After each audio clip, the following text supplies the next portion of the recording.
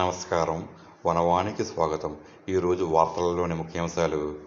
కాకినాడ జిల్లా అనపర్తి నియోజకవర్గం పెదపూడి మండలం గొల్లలమామిడాడ గ్రామంలో శ్రీ సూర్యనారాయణ స్వామివారి ఆలయంలో విశ్వావసునామ సంవత్సరం సందర్భంగా ఆదివారం తెల్లవారుజాము నుండి అధిక సంఖ్యలో భక్తులు స్వామివారిని దర్శించుకున్నారు.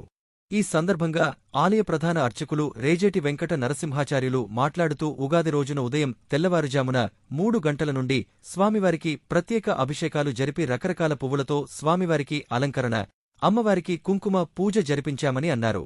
అలాగే స్వామివారికి నల్లమిల్లి సత్తిరెడ్డి, చైతన్య గారి కుటుంబ సభ్యులు స్వామివారికి వెండి కవచాలు, ఆభరణాలు సమర్పించారు. వచ్చిన భక్తులు అందరికీ అన్నదానం సమాజం వారు అన్న ప్రసాద వితరణ కావించారు.